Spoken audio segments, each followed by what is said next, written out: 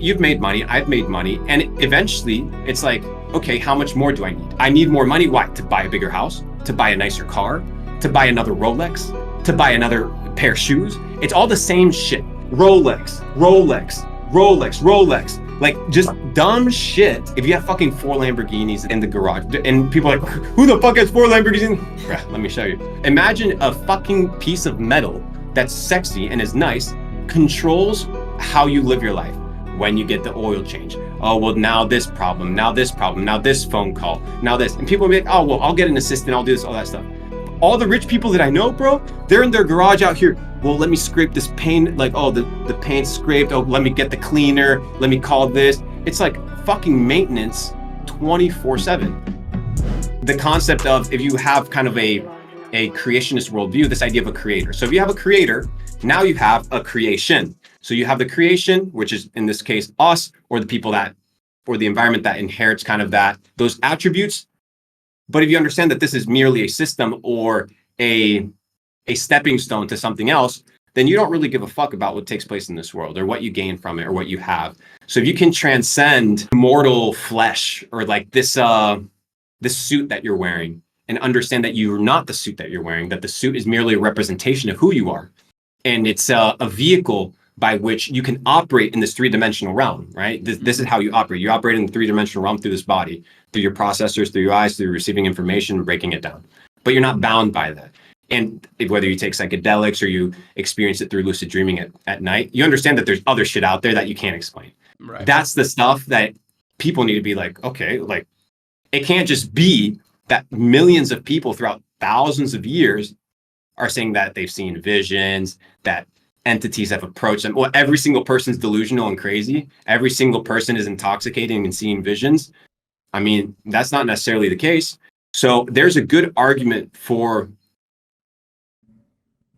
the fleeting shit of the world doesn't matter. And if our eyes turn to the creator, as opposed to focusing on the creation, then acquiring stuff in this game doesn't matter.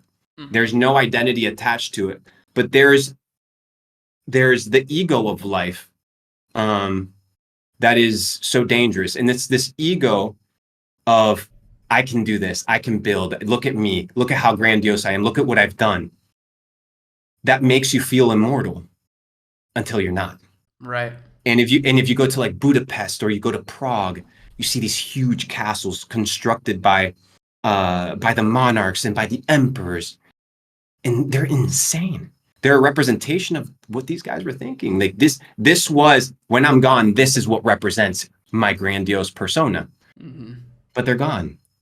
Like you can't even tell me the name of the building. You just say, oh, that's a cool building. So when people start accumulating and compromise their morality, their ability to sleep, their peace of mind, to obtain things or to take things from others to have them themselves, they've lost their way. And it's one of those things where it all comes down to worldview. It's how you perceive the world. And if you give a beggar, and you have a beggar, for example, begging for crumbs for 30 years, and then you put a meal in front of him, he's not going to share. There's a high likelihood that he's not going to share. Why? Because he's hungry.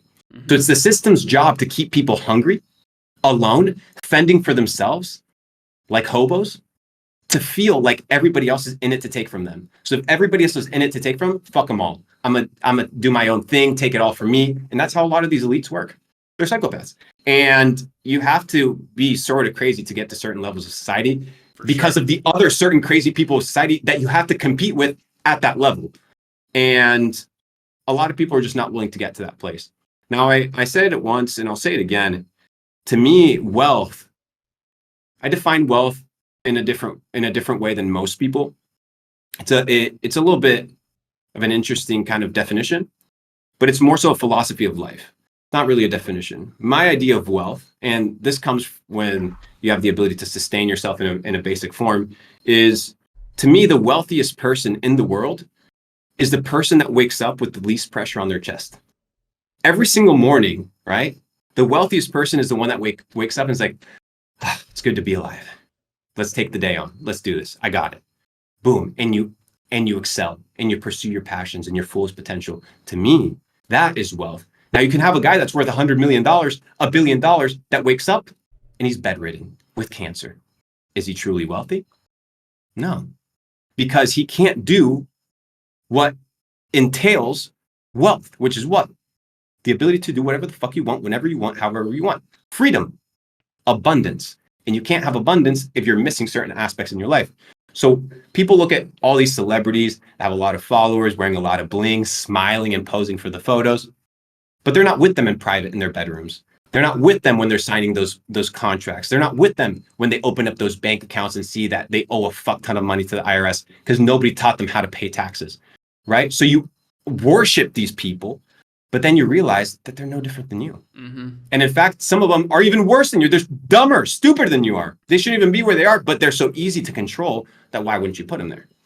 So I think there's a good argument and a good case, circling back to your initial comment of worldview. And I think that if your worldview is all about me, then you're going to create a lifestyle where you don't give a fuck about anybody else. But if you have a life of servitude and servanthood and caring for other people and building things that transcend this physical realm, this 3D world that we live in, you could live a life of purpose. And it's in that purpose where you find the ability to every morning. And I think that that's the beauty, because you've made money, I've made money. And eventually it's like, okay, how much more do I need? Okay, perfect. I need more money. Why? To buy a bigger house, to buy a nicer car, to buy another Rolex, to buy another pair of shoes. It's all the same shit. And that's when it hit me. I was like, I'm just buying, like, bro, like Rolex,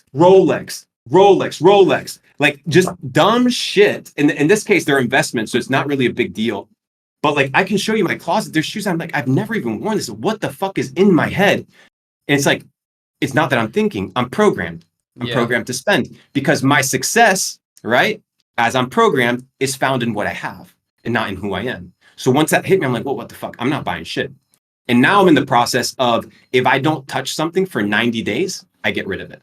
That is my rule. If I have something in my house that I don't interact with in a valuable way for 90 days, I don't care if it's a shirt, hat, whatever it may be, a camera, a computer. If I don't use it for 90 days, gone, out of my house. Because all this clutter does what? Clutters the mind. Mm-hmm. If you have fucking 4 Lamborghinis in the garage, and people are like, who the fuck has 4 Lamborghinis? Let me show you. Let's say you got 3 cars in the garage, nice exotic one, a regular daily, and let's say you got a supercar.